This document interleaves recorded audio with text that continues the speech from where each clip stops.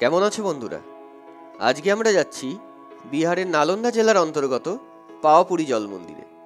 বলা হয় যে ভগবান মহাবীর নাকি তার শেষ জীবনটা এখানেই কাটিয়েছিলেন।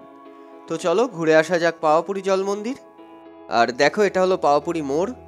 আর পাওয়াপুরী মোড় থেকে টোটো করে আমাদেরকে যেতে হবে পাওয়াপুরী জল মন্দির। টোটো তো এখানে ভাড়া খুব কম, 5 টাকা করে ভাড়া নেয়।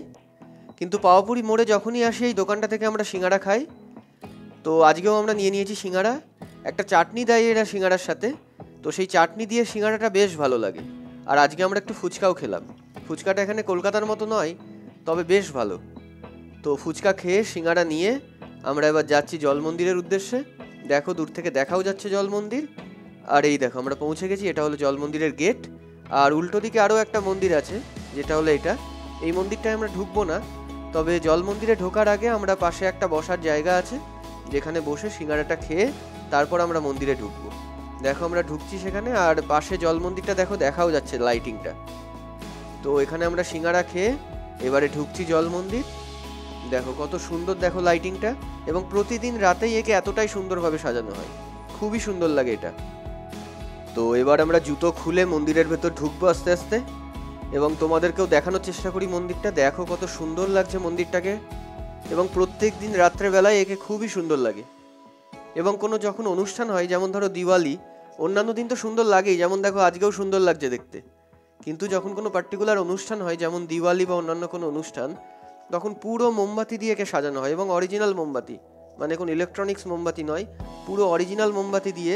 যেখান থেকে আমরা ঢুকলাম সেখান থেকে পুরো মন্দির প্রাঙ্গণ পুরো অরিজিনাল মোমবাতি দিয়ে সাজানো হয়, এবং তখন একে দেখতে অসাধারণ লাগে। তো এই যে মন্দিরটা, এই মন্দিরটা একটা পুকুরের মধ্যিখানে, এবং সেই জন্যই এটার নাম জল মন্দির।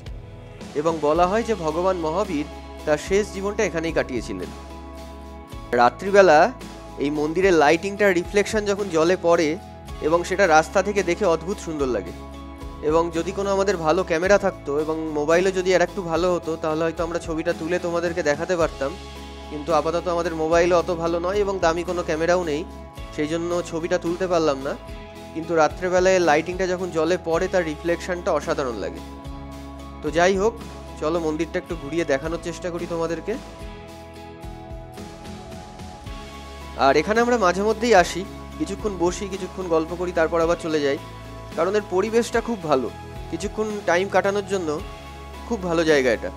এমনিতে তো টুরিস্ট স্পট বটেই, কিন্তু এমনিতেও লোকাল লোকজন এখানে আসে, বসে কিছুক্ষণ, তারাও সময় কাটায়। কারণ এটা পুকুরের মধ্যিখানে, তো ভালো হাওয়া দেয় এখানটা, ঠান্ডা একটা হাওয়া দেয় গরমকালে, সেই জন্য এই জায়গাটায় এসে বসলে খুব ভালো লাগে।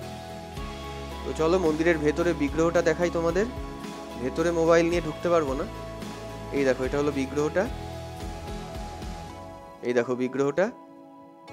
তো এবারে আমরা বেরোচ্ছি। দেখো কত সুন্দর লাইটিংটা, দেখছো? যখন সামনাসামনি তোমরা আসবে আরও সুন্দর লাগবে। দেখো আমরা ফিরছি এখন। আর বিহারে কি না, মোটামুটি এই জায়গাটায় বিহারের একটু রাতের দিকে গাড়ি পাওয়াটা মুশকিল। মানে মোটামুটি সন্ধ্যা 7:30 8টা এরকম হয়ে গেলে তারপর পাবলিক ট্রান্সপোর্টটা একটু কমে যায়। তো সেই জন্য টাইম থাকতে থাকতে আমরা ফিরে যাচ্ছি। তো তোমরা যদি কখনো বিহারে আসো, অবশ্যই পাওয়াপুরী জল মন্দির ঘুরে যেও। তো কেমন লাগলো জানিও ভিডিওটা, এবং ভালো লাগলে লাইক, শেয়ার আর সাবস্ক্রাইব করে দিও। দেখা হচ্ছে পরের ভিডিওতে।